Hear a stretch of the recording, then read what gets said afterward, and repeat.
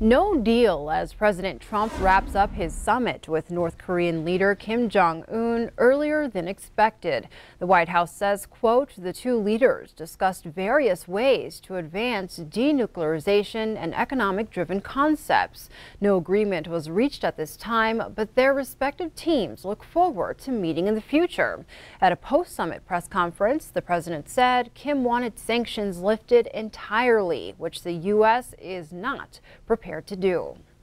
The president's former lawyer, Michael Cohen, told Congress the president broke the law while in office. Cohen told the House Oversight Committee the president broke federal campaign finance laws by paying $130,000 in hush money to adult film actress Stormy Daniels.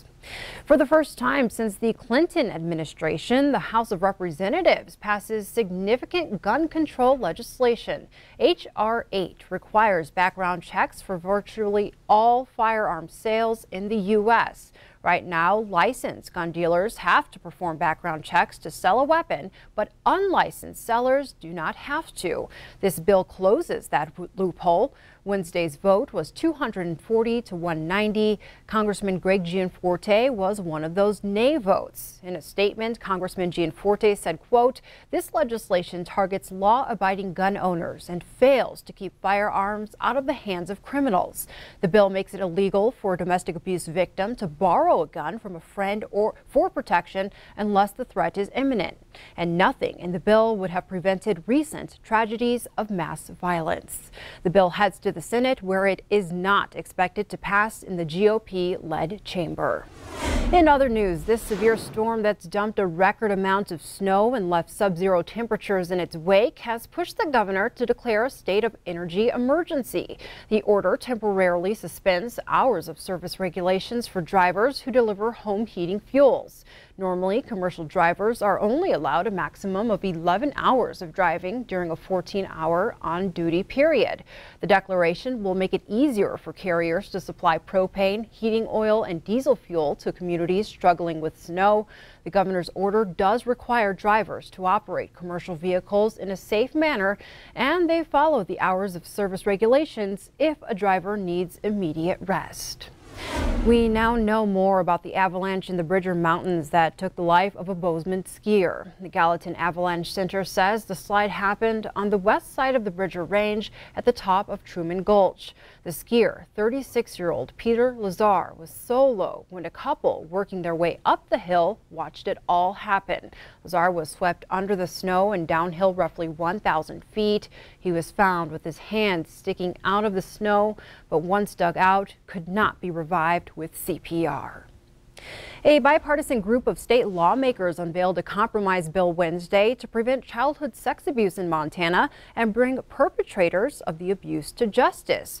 But some advocates for the victims say the bill still doesn't go far enough. MTM chief political reporter Mike Dennison tells us why.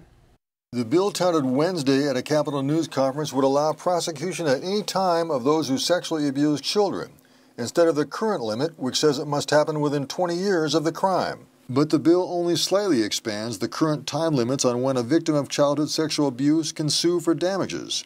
A separate bill to remove those limits entirely ran into opposition, and the compromise bill will take its place. Democratic State Representative Shane Morageau of Missoula had sponsored the original bill, but said Thursday he'll be carrying the compromise. Ultimately, this bill, it does do a lot to protect the interests of survivors of childhood sex abuse in Montana. And while it may not be perfect, it brings Montana laws forward significantly. Republican State Representative Bill Mercer of Billings, who opposed removing the statute of limitations entirely on civil suits, said very few states have taken that approach.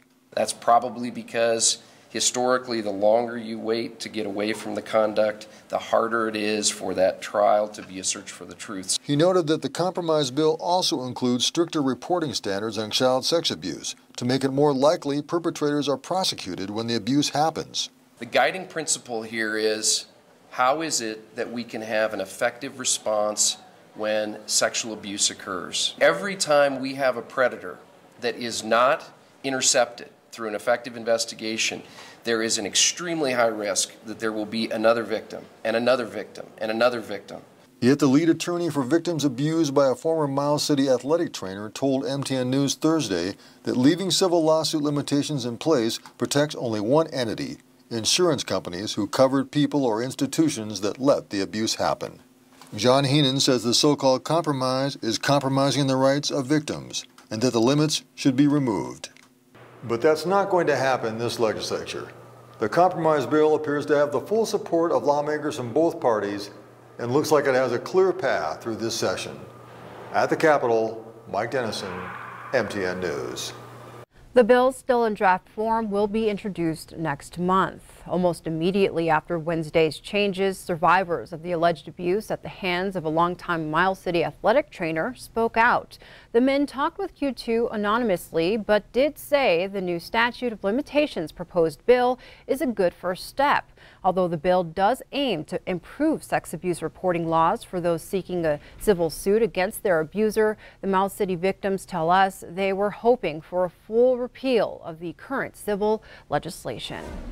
A Broadwater County deputy killed in the line of duty will be remembered on a section of highway outside of Three Forks. Governor Steve Bullock signed House Bill 156 into law on Tuesday. US 287 at mile marker 109 will be named the Mason Moore Memorial Highway. Moore was killed in the line of duty in May of 2017. A sign including Moore's name, title, date of passing, and badge number will be installed at mile marker 109, where Deputy Moore lost his life.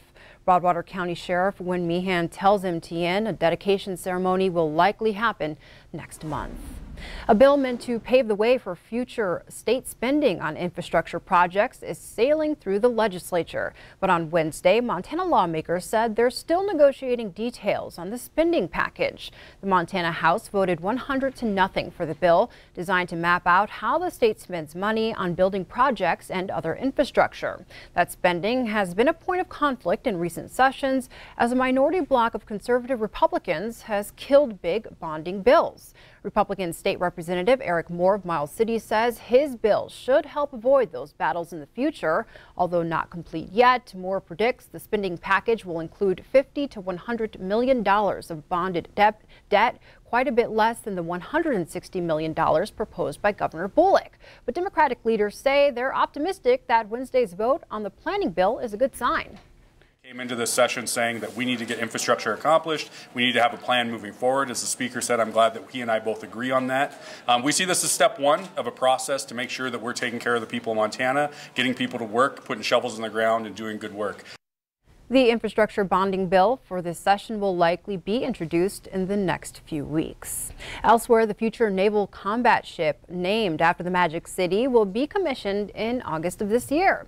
The USS Billings will become the 17th littoral combat ship to be delivered to the Navy and the 8th of the Freedom variant to join the fleet. Littoral combat ships are designed for anti-submarine warfare as well as surface missions. The Freedom variant are the most technologically advanced of all the littoral combat ships.